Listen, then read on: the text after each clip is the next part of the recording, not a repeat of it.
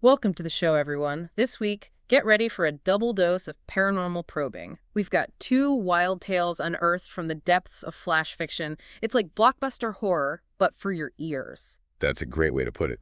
These stories really pack a punch, despite their short length. Exactly. First up, we're tuning into Frequency Lost. It all starts with Amelia Wells, a journalist in Montreal living a pretty ordinary life. Chipped kitchen table, predictable routine, the whole 9 yards. But then she meets Dr. Theo Byrne, a radiophysicist, and things take a very strange turn. He brings her a recording. Static. But not just any static. The static is, well, the sound of people vanishing. Yeah, that's where the story really hooks you. It takes something we all know, that annoying radio static, and turns it into something terrifying. Makes you think twice about all the invisible signals and frequencies we're surrounded by all the time. Right. It sends chills down your spine. And Byrne's theory, well, he believes these disappearances are tied to a lost frequency, a kind of doorway to another universe. And he has proof, or at least he thinks he does.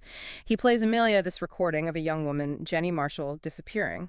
The static cuts out for a second, and you hear this gasp, this terrified gasp, and then silence. That gasp is so chilling. It's so human, so real. It makes the whole idea of a lost frequency and parallel universes suddenly feel very, very real and dangerous. Totally. It's like a window into another dimension, and not a very friendly one. And then the story throws in this corporation, Global Horizons. They're at the forefront of communications technology, pushing boundaries with their mysterious Project Echo. Ah, yes, the classic shadowy corporation. It makes you wonder, are they just unlucky, stumbling onto something they shouldn't have, or is there something more sinister going on? That's the big question, isn't it? Are they playing with forces they don't understand? I mean, think about how much we rely on technology these days. Our phones, the internet. What if something went wrong, something on a global scale? It's a pretty unsettling thought. Absolutely. It taps into that primal fear of the unknown, especially when it's hidden within the familiar, the everyday things we take for granted. Okay, now let's switch gears and dive into our second story, The Whispering Shelf. This one is set in a world where books aren't just read, they're alive. Our protagonist is Emily Wright, a quiet librarian living a predictable life. But one day, there's this tremor in the library, and she discovers a secret archive, a hidden chamber filled with ancient books that actually whisper. I love how this story takes a place we usually associate with quiet and order, the library, and transforms it into something magical and slightly unnerving. It's like those childhood fantasies of books coming to life, but with a darker twist. Definitely. These aren't your friendly storybook characters.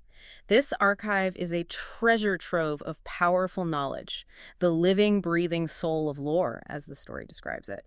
And guess what? Emily stumbles upon a prophecy that foretells her arrival, calling her a catalyst. Oh, the chosen one trope. But it works so well in this context, doesn't it? The idea of a prophecy hidden within a library, waiting for the right person to unlock its secrets. Absolutely. And to make things even more intriguing, a mysterious symbol appears on Emily's hand, marking her as, well, special. It's like the universe is saying, hey, Emily, you've got a job to do. But before she can figure things out, she meets the Keeper, an enigmatic old man who reveals that these books aren't just stories, they're echoes of the past and prophecies of the future. That's when things start to get really interesting. It's not just about the power of knowledge, but the idea that knowledge itself can be alive, can shape destiny. Right. But of course, no magical library is complete without some danger. Shadowy figures emerge, drawn to Emily's mark, and they want to exploit the archive's power for their own gain. Suddenly, the Dewey Decimal System is the least of Emily's worries. It's a classic battle between good and evil, but with a literary twist. It raises questions about who gets to control knowledge and what happens when that knowledge falls into the wrong hands. Now, going back to Frequency Lost, I'm curious about the choice of Amelia as a journalist. Why do you think the author went with that profession? Well, a journalist's job is to seek the truth. Right. They dig for information, they ask questions. So it makes sense that Amelia would be the one to investigate these disappearances, even if she's initially skeptical. I see your point. She's not just going to accept Byrne's crazy theory at face value, but that recording, that gasp of Jenny Marshall, it really gets to her. It's like even if she can't explain it rationally, she can't ignore it. Exactly. It's that emotional impact, that human element that pushes her to take action. And then, of course, we have Ben Carter, the hacker, entering the scene. Oh, yeah, Ben. The classic conspiracy theorist, tech whiz, the guy who can access any information, bypass any security system. Why do you think characters like him are so common in these types of stories? I think they represent that outsider perspective, someone who doesn't necessarily trust the official narrative, the mainstream explanation. They're willing to dig deeper, to see patterns where others don't. That makes sense. And in a world where corporations like Global Horizons have so much power, it's kind of reassuring to have someone like Ben on your side, someone who can fight back against the system. Absolutely. He's the one who helps Amelia uncover the truth about Project Echo, the one who can hack into Global Horizon systems and find out what they're really up to. And Amelia, she takes a huge risk by infiltrating Global Horizons. What does that tell us about her character? It shows her determination, her courage. She's no longer just a journalist observing from a distance. She's putting herself in danger to expose the truth, to try and stop whatever is causing these disappearances. It's a classic hero's journey, isn't it? The ordinary person thrust into extraordinary circumstances. And then there's that scene in the underground chamber, the climax of the story. The massive apparatus, the shimmering void, the skeletal hand reaching out. That's where everything becomes real, horrifyingly real. It's a visual confirmation of Burns' theory, a glimpse into another dimension, and it's not a pretty sight. That skeletal hand is a stark reminder of the human cost of Global Horizons experiments. And then Byrne does something reckless. He overloads the system, trying to shut everything down. Do you think it was the right call? It's hard to say. It was a desperate act, driven by panic and a desire to stop the disappearances.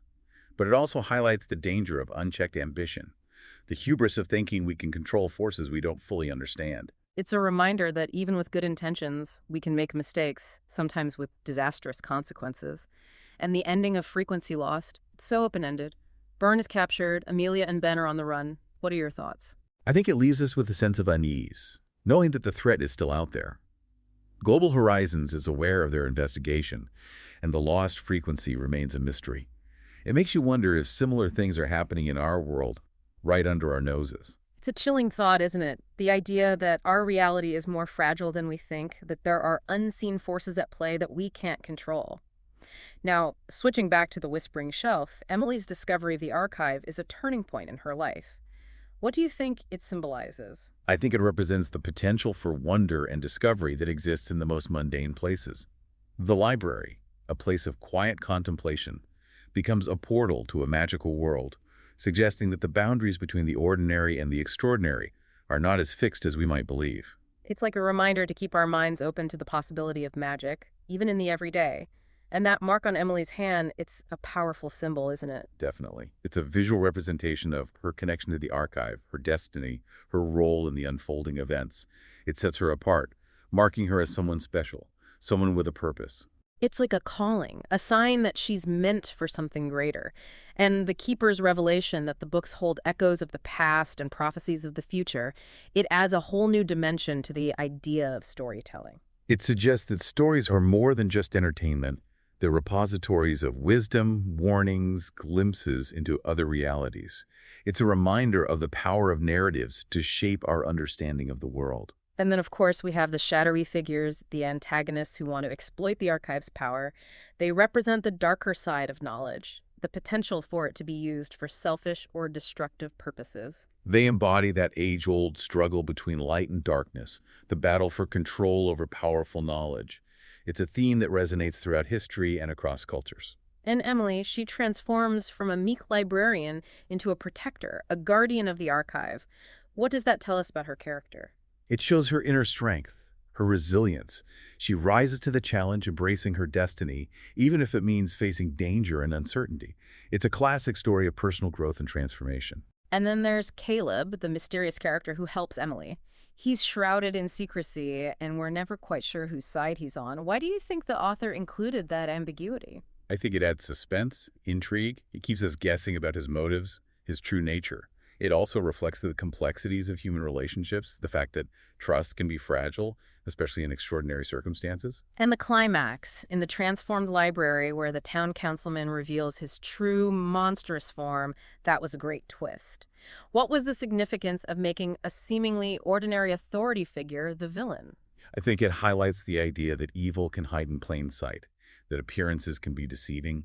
It also underscores the corrupting influence of power, how it can twist even the most well-intentioned individuals. And that cliffhanger ending with the ground cracking open, the blinding light, it leaves us with so many questions. What is this old power that's awakening? What will Emily's role be? And what about Caleb? What secrets is he hiding? It's a perfect ending, leaving us wanting more, eager to find out what happens next. It also reinforces the idea that there are forces beyond our comprehension, mysteries that remain unsolved. So, in both Frequency Lost and The Whispering Shelf, we've explored worlds where the boundaries of reality are blurred, where the familiar becomes strange, and the mundane hides the extraordinary. What resonates most with you? The unsettling possibility of other dimensions bleeding into our own, or the idea of ancient secrets waiting to be rediscovered? Both stories tap into that primal human fascination with the unknown, the desire to explore what lies beyond our everyday experience. They remind us that there are mysteries all around us, waiting to be uncovered if we're only willing to look. And that's what the Paranormal Bible podcast is all about. Exploring those mysteries, diving into the strange and unusual, and keeping our minds open to the possibilities. If you enjoyed tonight's Paranormal Probes, be sure to rate and follow the show for more captivating stories from the world of weird tales, ghost stories, and everything in between. Until next time, keep your ears open, your minds curious, and remember, the paranormal might be closer than you think.